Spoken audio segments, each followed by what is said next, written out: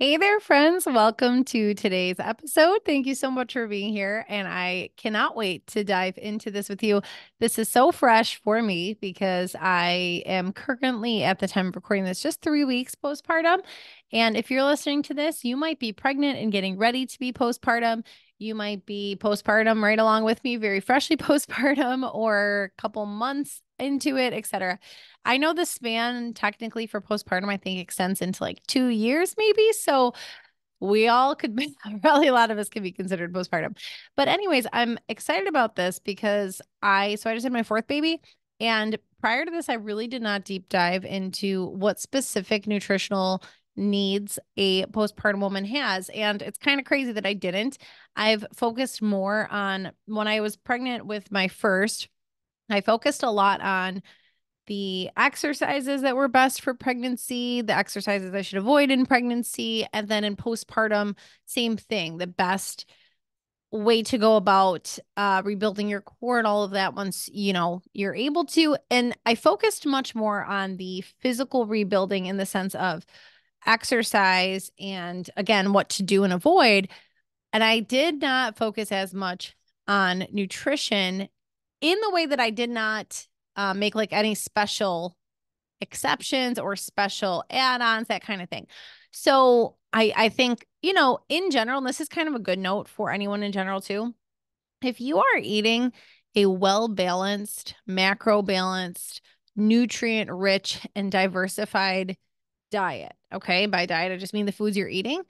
You're gonna be eating well for conception, for pregnancy, and for postpartum. That's kind of a general note. And that's kind of what has gotten me through, I think, pretty well. The first three kids, it was like, I used to get that question. I know this is very much a nuanced discussion, but when you're talking about best foods to be eating when you're trying to conceive, I've gotten that question before. I've researched that question before. And again, I know there's a lot of different um, issues and thyroid and all kinds of things surrounding fertility and PCOS and all these things. So I'm not claiming to be an expert on a PCOS style of eating, these kinds of things on, the best diet for women struggling with PCOS. I should specify.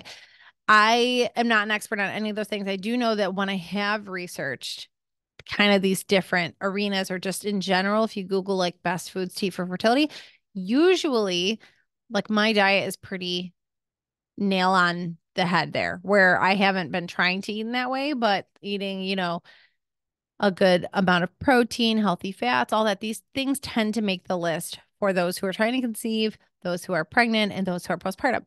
So I do want to say that too, if that's you and you've just kind of been overall quote unquote eating healthy, that can get you like 80% of the way, is my point to all of that. So that's kind of what I've done just the first three kids. And just because I never really researched specific postpartum needs or what foods would be great. I will say, so today I'm going to give you some resources and some lists off websites that I was looking up. So, and again, I'm a trainer. I have a prenatal and postpartum specialist certification. I have a sports nutrition certificate. I don't have any specific postpartum food or pregnancy nutrition related certificates. So I just went right to the sources for today. But so my first three, this is going to be speaking from experience then. I just ate overall healthy during pregnancy and postpartum. But then for this fourth baby, again, pretty much ate standard throughout the pregnancy. And then I don't know what it was. I think because somewhere along the way, I had stumbled upon bone broth. And some of you are probably laughing, like, Brittany, we're so late to the game on this. I have a podcast episode you can go back and listen to, is from last year or the year before, where I talk about bone broth and all its benefits. I think it's called Get Glowing with Bone Broth, or Bone Broth and its benefits. And I had heard a podcast on bone broth and was super sold on like, why am I not doing bone broth? Why I've never heard of this. It is something that I just didn't grow up with. My mom made soups and things with chicken stock or chicken broth, not specifically bone broth. And she did not make ours, so I didn't see it be done, any of that stuff. So I'd heard this podcast somewhere after, I believe, baby number three, and was like, wow. And something was mentioned about how it's really good for postpartum women as well because of the collagen.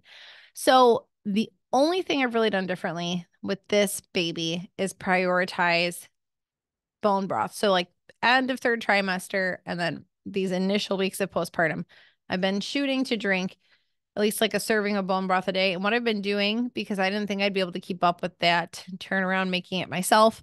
And I didn't really want to put that on myself right now. I just bought the Bare Bones brand packets and I dump it into hot water and drink one of those a day. I've only missed a couple days postpartum. I know that. I was pretty even more regular with it in the last couple weeks of the last trimester or third trimester. And then again, in these past 3 weeks, I maybe missed 2 or 3 days. As I'm saying this, I'm like, oh, shoot, I have to do it today, though. I haven't done today yet.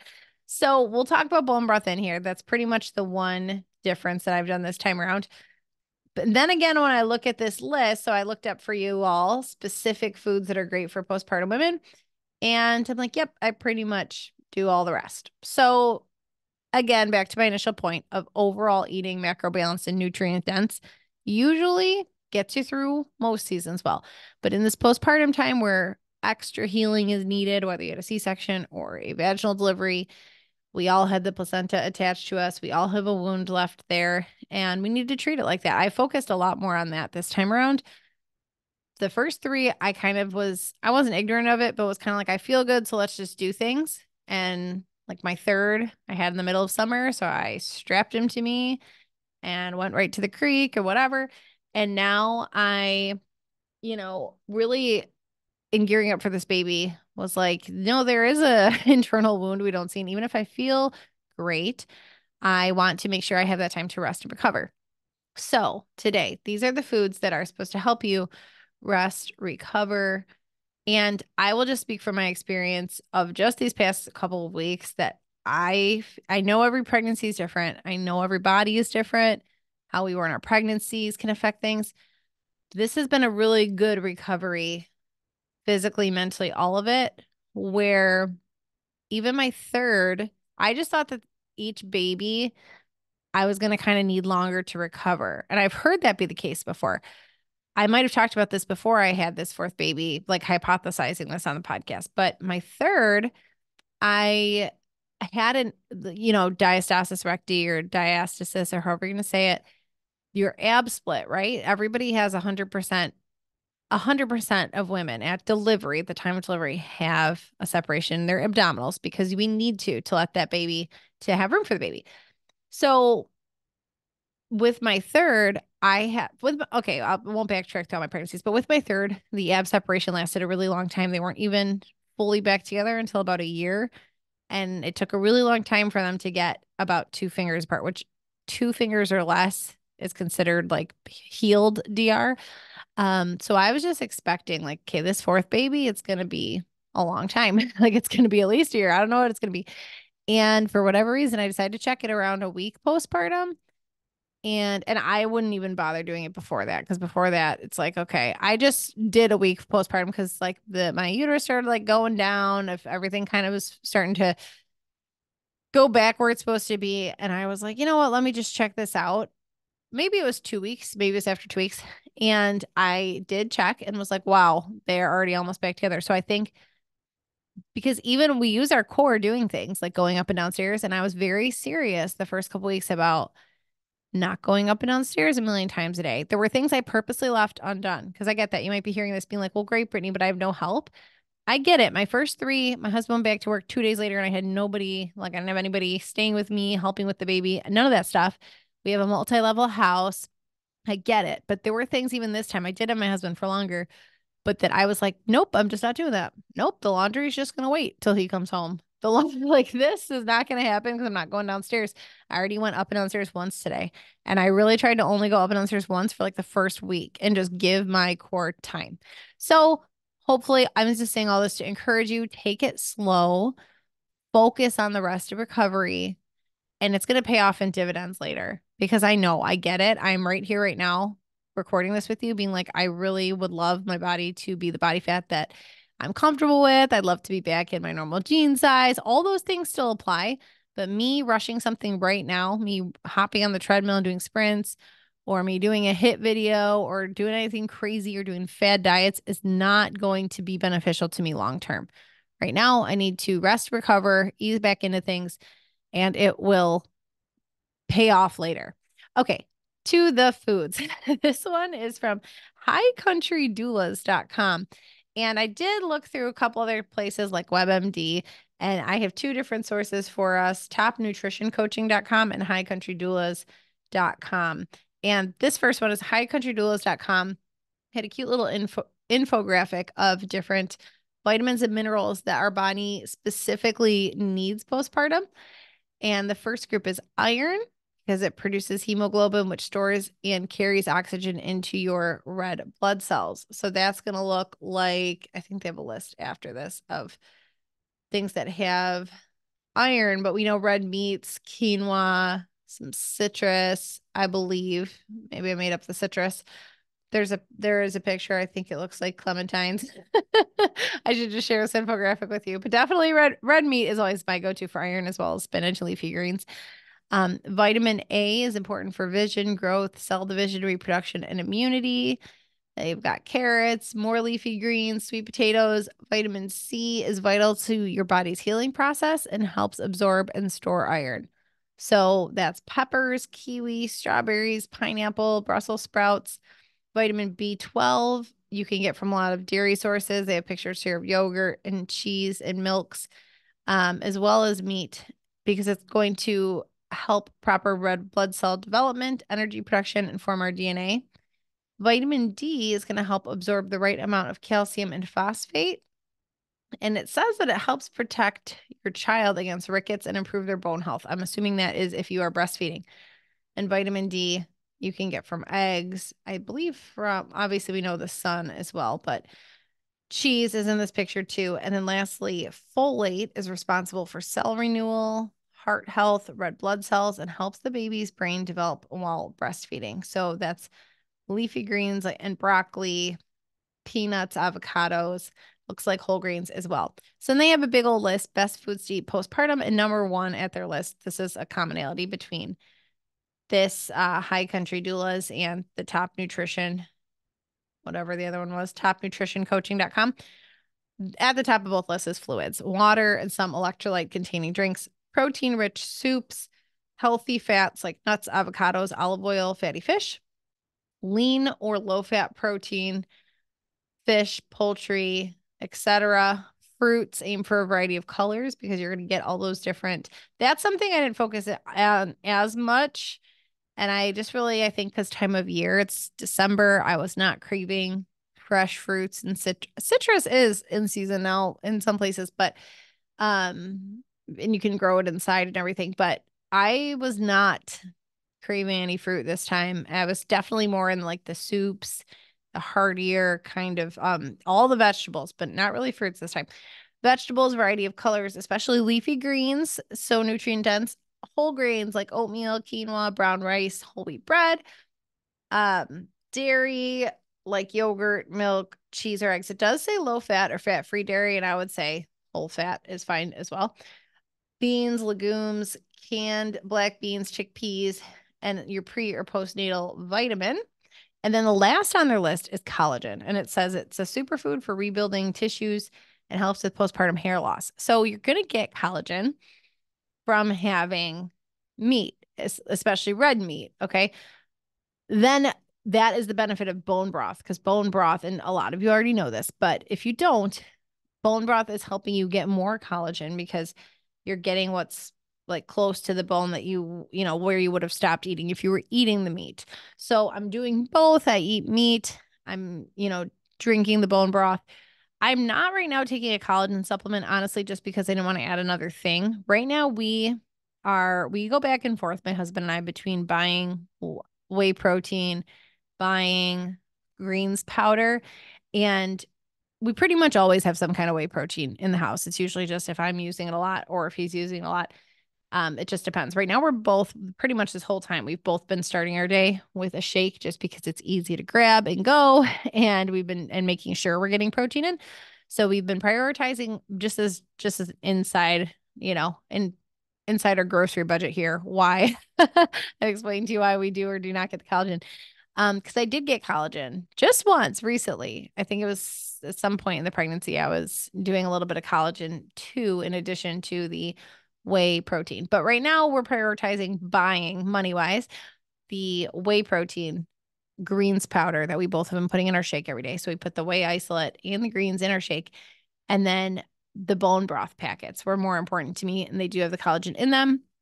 I would like to get another thing of just collagen and put that in my coffee or mix that in my shake or whatever too, just for even a little bit more. But right now, I'm getting it in the bone broth. So might be overkill, but something to think about. If you're super averse to the bone broth idea, maybe then just do the collagen separately. And then over on topnutritioncoaching.com, they shared their 8 best foods for postpartum. It says our top picks. And number 1 is water. Like I said, it just mentioned some of the reasons why water is essential for all bodily functions, including healing after childbirth. It can help you reduce swelling, speed up recovery time, and prevent constipation. And it's not this article, I don't think, but one of the articles said that you should be shooting for at least 96 ounces, and that's perfect. I always recommend 80 to 100 ounces, even for people who are not breastfeeding, and then all the more when you're breastfeeding. Number 2 on this list from topnutritioncoaching.com, number 2 is protein-rich foods. So I just put it all in a nice category. It says protein is essential for the healing and repair of tissues and can be found in things like beans, nuts, meats, etc. I just paraphrase them a little bit because they said beans, tofu, and nuts. And I favor animal protein, number 1.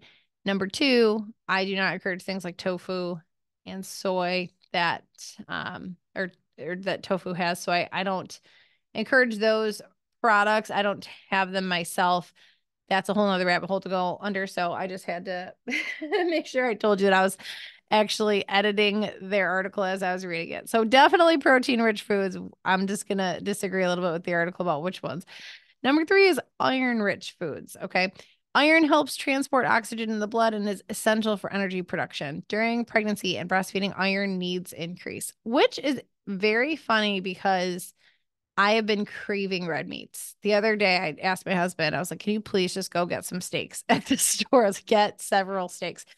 So, and it says here, iron-rich foods power healthy energy production and offset iron reduction due to blood loss. Iron can help lower your odds of suffering cognitive issues like postpartum depression and is essential to combating anemia. So, very cool.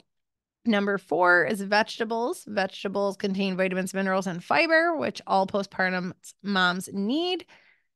This has been really great for me, like I said, in soups, but just figure out your best way to get the veggies in. If it's not soup season, maybe you are having your baby in summer and you want to have a bunch of salads. You're craving salads. I've had pregnancies where I've absolutely craved salads. And so carry that into your postpartum. Just chuck the vegetables in. Soup, salads, wherever, raw, with yummy dips, roasted. Find the best way that you can get them in. Number 5 is actually soup. Soup is another easy to digest food that's perfect for postpartum moms. It's packed with nutrients. It can be easily made in advance. This has been super nice because I did not do a ton of freezer prep. I literally had like 2 other meals that I tossed in the freezer. One was turkey meatloaf, and I don't remember what the other one was.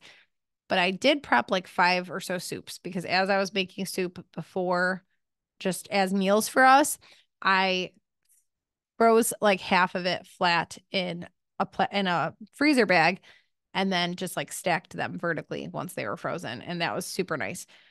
Number 6 is kind of funny because it's very specific. After these big categories of protein-rich foods, peanut butter toast is number 6. Their reasoning for this is that this food is quick and simple to make. It is a good way to get complex carbs and protein in your diet. So there you go. Number 7 is nuts and seeds. Nuts and seeds are excellent sources of protein, healthy fats, and fiber. Really nice too because they're really grab and go. A lot of times people talk about stocking, like a little nursing station or where you're going to be sitting with snacks. And sometimes I've seen these like on reels or people share them. And it's like carb and high processed food central. It's like prepped by postpartum snacks. And I am not judging because I've also been there every single time. My first 3 kids, I was obsessed with those little, like, I think they're Nature Valley brand. They're like cinnamon squares or something. They're soft baked. They're not those Nature Valley bars that you eat and go everywhere. That would be a terrible nursing snack. Your baby would be covered in that like dry cereal. But they're these like soft baked bars. Anyways, They are just a highly processed food. They had like 2 grams of protein, a lot of carbs, I'm sure added sugars as well. And every single kid, I put them in my little nursing station basket. And this baby, I was like, I'm not doing that. I will eat more nutrient dense food than that. So nuts and seeds would be a great grab and go. And then lastly, according to topnutritioncoaching.com, fruit is another quick and easy snack packed with vitamins and minerals. And then I would add to that, and they do actually say it here, choose fruits that are lower in sugar, like berries. And it says or pair them. I would say still and pair them with nuts or yogurt for a balanced snack or breakfast, because you don't want your blood sugar to just skyrocket up and then crash. But it is good for keeping your energy up. Just pair it with a fat or protein as well.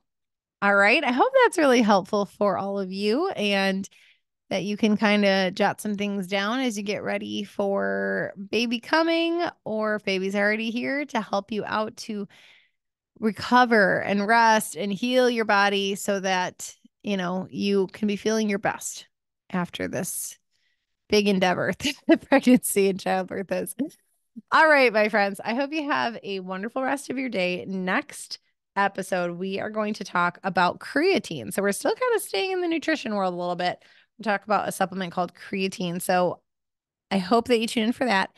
And if you found any value in this episode, if you'd share it with a friend who maybe is postpartum as well, or going to be postpartum, or rate and review the podcast, I would really appreciate it. All right. I'll talk to you next time. Have a great rest of your day.